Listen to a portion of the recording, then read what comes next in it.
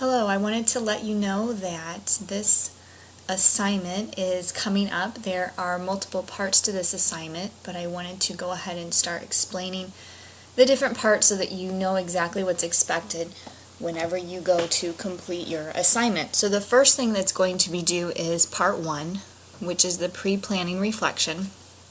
So there's an explanation here of what we want you to accomplish through this assignment, but I wanted to give some more specific guidelines so you know exactly what you're going to be doing for that assignment, because this is kind of vague and it doesn't really give you specific things to do to complete that assignment. So I wanted to go ahead and direct your attention to the guidelines for that assignment.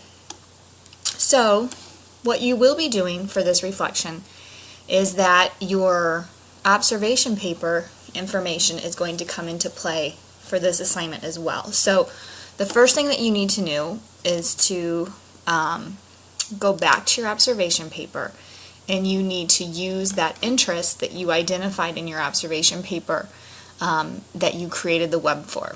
So whatever that interest was, that's what you're going to be using to develop this small group activity plan. Once you have identified that interest area and you look back at that planning web that you did, you're going to pick one activity that you can complete with a small group of students from the web that you developed. So look back at the different activities on that web.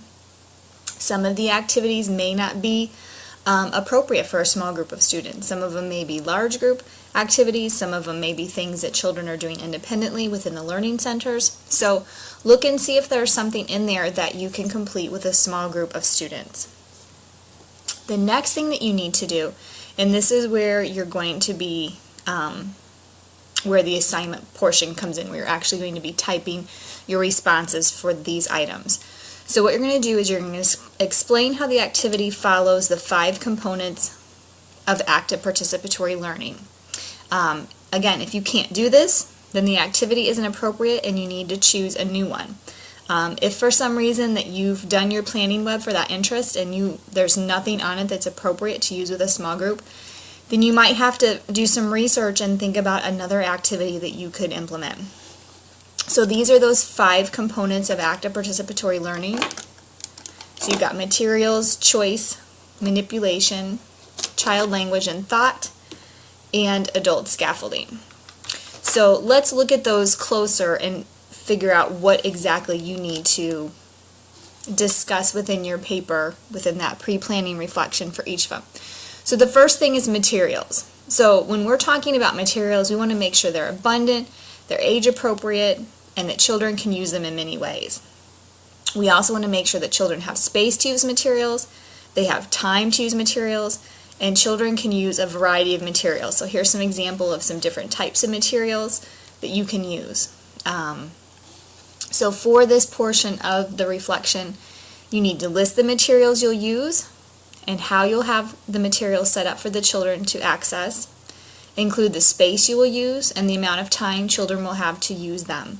So again, really think about the materials, the types of materials, and how you'll have them set up for the children to access those materials. So that's the first portion of that pre-planning reflection. You'll talk about the materials.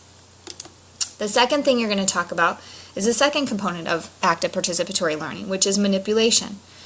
You're going to discuss how the children will have opportunities to manipulate the materials using these bullet points as your guide for discussion. So when we're talking about manipulation of materials, the child has opportunities to explore, manipulate, combine, and transform the materials chosen. For example, children actively explore with all their senses. They discover relationships through direct experiences with the materials. They can potentially transform and combine the materials depending on what type of materials they're using. Children are using age-appropriate tools and equipment, and children use their large muscles. So again, discuss how the children will be able to manipulate these materials. Within the activity, you shouldn't just have one way that the children should be able to use the materials. Even though you'll have a focus and an intention for your activity, you're still going to want to make sure children have materials to manipulate, and then they can manipulate them in a variety of ways to still get to the same outcome of your activity. The third bullet point, the third component of active participatory learning is choice. So with the activity you're planning and the materials you've chosen, discuss the elements of choice the children will have. Again, this goes back to choosing a variety of materials, allowing them to manipulate. The way they manipulate them is going to be a way that they are having a choice within that activity. So again, the child chooses what to do. They're able to initiate activities. They can choose materials. They decide what to do with the materials. So again, even though you'll have a focus for your activity, within that activity, what choices will the children be able to make? The fourth component of active participatory learning is child language and thought. Explain how you will encourage children to communicate their experiences. What questions will you ask to help provoke their thought and communication of experiences? So again, children should be able to communicate while they're working. And so how are you going to help do this? So again, use these bullet points to help guide your discussion on this topic. And then the final component of active participatory learning is adult scaffolding. So again, when we talk about scaffolding, these are what the components that we're talking about. Adults recognize and encourage children's interests, reflections, problem solving, and creativity. So when we're scaffolding, adults form partnerships with children. They seek out children's intentions. They listen for and encourage children's thinking, and they encourage children to do things for themselves.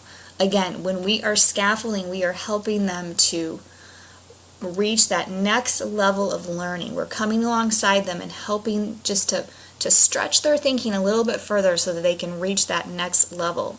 We've been talking about scaffolding all semester in the different content areas that we are discussing. So again, how will you scaffold? So all of this information are ways that you as a teacher can help to intentionally scaffold children's learning. So again, for this discussion point, for this pre-reflection or pre-planning reflection, you're going to discuss the ways you will scaffold the children's learning using the examples and guidelines below. So again, those were the 5 components of active participatory learning right here. Those slides we just went through explain exactly what you need to discuss within those. After you're finished discussing how you're going to incorporate and support those components of active participatory learning, the next thing you need to do is list 2 Illinois Early Learning and Development Standards that your activity will be focused around, and explain why this activity will support and strengthen those developmental skills. Again, this week you guys are completing an activity where you're linking the KDIs to these developmental standards so that you can become more familiar with these. So again, this is the cover of that book that you will use. So go through there, figure out which content area your activity is going to be focused around, and then pick 2 standards that you want to focus your activity around. What outcome do you want your activity to have based on these standards? What goals will you have for the students based on these standards? So that's what you'll do. So again, list the standards and explain why this activity will support and strengthen those developmental skills.